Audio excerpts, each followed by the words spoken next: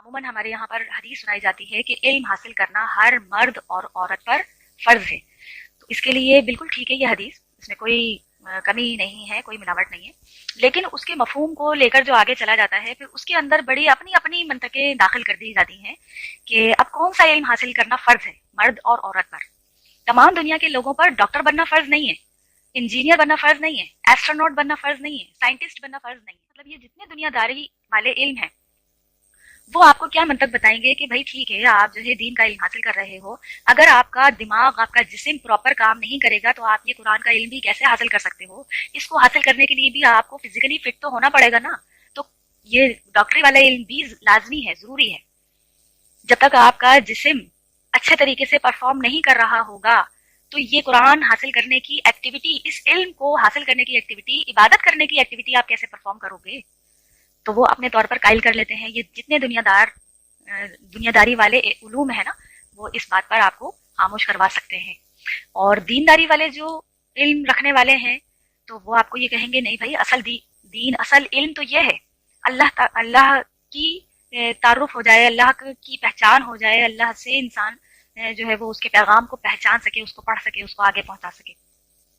اب عام انسان جو ہے وہ بیچ میں ہینگ ہو جاتا ہے، پھنس جاتا ہے کہ دنیا کو بھی نہیں چھوڑ سکتے، دنیا میں ظاہر ہے سروائیو کرنا ہے تو یہاں کے علوم بھی حاصل کرنا ہے اور دین کا علم بھی حاصل کرنا ہے، کیونکہ دین کا علم انسان کو اس دنیا کے بعد والی جو دنیا ہے نا، ہمیشہ والی آخرت والی جو دنیا ہے، اس کے اندر سروائیو کرنے کے لیے لازمی ہمیں یہ والا علم بھی حاصل کرنا ہے. کریں تو کیا کریں؟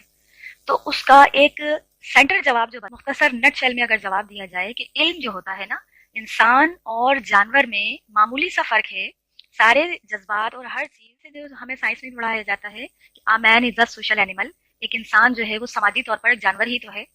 تو بیسیکلی فزیکلی اگر دیکھا جائے، انٹلیکٹ کے اعتبار سے بھی دیکھا جائے، یا جو کچھ جسمانی اعضاء دیے گئے ہیں، جو کچھ زندگی کی بنیادی ضروریات دی گئی ہیں، وہ انسان اور جانور کی لگ بھگ برابر ہی ہیں.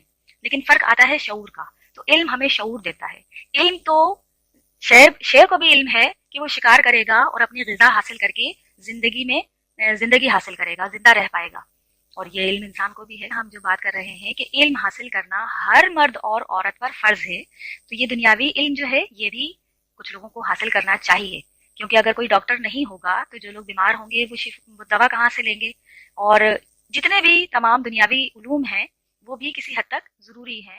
میں اس کو یہ سمجھ پائی ہوں ایک جملے میں کہ وہ دنیاوی علم ہو، مطلب آپ چاہے وہ ریگستانوں میں نکل جائیں اور کوئی اس قسم کے جنگلوں کے علم کو حاصل کر رہے ہوں، جیسے کہ ہمارے یہاں پر نیشنل جغرافیہ چینل کے اوپر بیئر صاحب آتے ہیں، بڑی زبردست وہ جنگل کی انفارمیشن دے رہے ہوتے ہیں، وہ علم حاصل کر رہے ہوں، علم فلکیات حاصل کر رہے ہوں، ڈاکٹری کا علم حاصل کر رہے ہوں، یا سمندر کی گہرائیوں میں جا کر اس قسم کا کوئی علم حاصل کر رہے ہوں، یا جیسے کہ قرآن مجید کو کھول کر عربی زبان کی جو علم نحو ہے، علم صرف ہے، علم بلاغہ ہے، مطلب عربی کی گرامر ہے، اس قسم کا کوئی علم حاصل کر رہے ہوں، کوئی سا بھی علم ہو.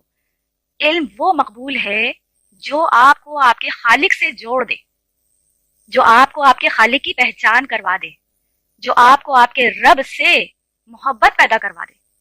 بڑے بڑے علم فلکیات ہوتے ہیں، وہ معلوم نہیں کیا کیا دریافت کر لیتے ہیں اوپر جا کر، لیکن اگر نہیں پہنچ پاتے تو وہ اللہ تک نہیں پہنچ پاتے.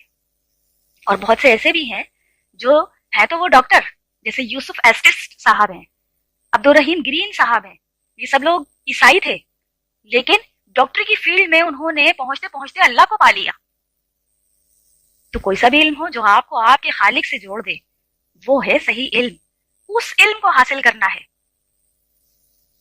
اور بہت سے ایسے لوگ بھی دیکھے گئے ہیں جو قرآن مجید کھول کر بیٹھے ہوئے ہیں اور اللہ تک نہیں پہنچ پا رہے ہیں. وہ اس کے اندر، عربی کے اندر تو فصاحت و بلاغت حاصل کرنے کی کوشش میں لگے ہوئے ہیں کہ الف جو ہے وہ حمزہ ہے، یا وہ حمزہ کب بنے گا اور الف کب رہ جائے گا، اس کو کتنے مد پر کھینچا جائے گا، اس کے اوپر زبر لگے گی تو کیا میننگ دے گا، زیر لگے گی تو کیا میننگ دے گا. مطلب زیر زبر میں ہی اٹکے ہوئے ہیں، زیر زبر ہو رہے ہیں. وہ یہ بھول گئے ایک دن پیش ہونے والے ہیں.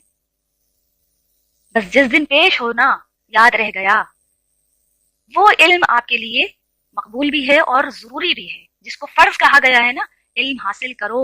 علم حاصل کرنا ہر مرد اور عورت پر فرض ہے. فرض یہی والا علم ہے کہ آپ جب تربوز کو کاٹیں، تربوز کو کاٹنے کے بعد آپ دیکھیں اس کے اندر کیا اللہ تعالیٰ نے اوپر سے کتنا مضبوط اس کا خول بنایا ہے، کتنے خوبصورت ریپ کر کے دیا ہے اللہ تعالیٰ نے. گفٹ کو ریپ کر کے دیتے ہیں نا اپنے کسی محبوب کو، کتنی خوبصورت ریپنگ کی جاتی ہے.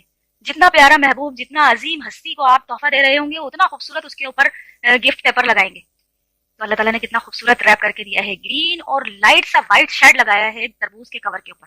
آج کل تو تربوز کی مثال غلط ہو گئی، کنو کی مثال دینی چاہیے. کتنا خوبصورت اورنج کلر میں کنو بنایا ہے. تو جب آپ اس کو کھولتے ہیں، اس کے اندر کیا خوبصورت انداز میں اللہ تعالیٰ نے ایک ایک کاش کو کھڑا کیا ہے، کیسے بچھایا ہے خوبصورتی سے. اس کے اوپر بھی ایک باریک سی جھلی ہے، اس جھلی کو اندر اللہ تعالیٰ نے بیج لگائے ہیں. اس ہر ایک بیج کے اندر اربوں خربوں کنوؤں کا ڈیٹا موجود ہے. جب آپ اس ایک کاش کو کھائیں، یا تربوز کی مثال دے رہی تھی، اس کا اندر سے بھی رنگ کیا خوبصورت لال نکلتا ہے. لال اور ہرے کا کمبینیشن دیکھیں کیا خوبصورت رکھا ہے اللہ تعالیٰ نے. تو اس کو جب آپ کھول کر اس کے اندر جو سینکڑوں بیج نکلتے ہیں، اس ہر ایک بیج کے اندر کتنے تربوزوں کا ڈیٹا موجود ہے. کیونکہ ہر ایک بیج کے اندر درخت ہے جو ہمیں نظر نہیں آ رہا. اس کو کھول کر بھی دیکھیں، کاٹ کر بھی دیکھیں تو آپ کو کوئی درخت نظر نہیں آئے گا. لیکن اگر آپ اس کو بیج کو بو دیتے ہیں، اور کون سے بیج میں کتنے تربوزوں کا ڈیٹا ہے، کتنے کنوؤں کا ڈیٹا ہے، سبحان اللہ کہے بغیر انسان رہ نہیں سکتا. کس نے بنایا اتنا خوبصورت ریپ کر کے میرے لیے. اور چھلکے میں بھی بڑی غذائیت رکھی ہے، ہم تو چھلکا پھینک دیتے ہیں. لیکن وہ جو گفٹ پیپر ہوتا ہے نا، ریپنگ کیا ہوا، اللہ تعالیٰ نے اس کے اندر بھی بے شمار ہمارے لیے فوائد رکھے. اب وہ الگ بات ہے کہ ہم اس کے علم تک اب پہنچ پاتے ہیں. خیر، علم کی بات ہو رہی تھی. ہر وہ علم آپ کے لیے مفید ہوگا جو آپ کو آپ کے خالق سے جوڑ دے گا، آپ کو آپ کے مالک سے جوڑ دے گا، آپ کو آپ کے رب سے جوڑ دیتا ہے. اگر قرآن پڑھ رہے ہیں پھر بھی میرے اندر کی غلاظت، میرے اندر کی انا، تکبر، گھمنڈ وہ نہیں ختم ہو رہا ہے، تو پھر یہ قرآن کا علم بھی میرے لیے کہیں روز محشر جو ہے وہ میرے خلاف حجت نہ بن جائے کہ اس کو پڑھ کر تو مجھے رب تک پہنچنا تھا، میں اپنے آپ تک ہی رہ گئی.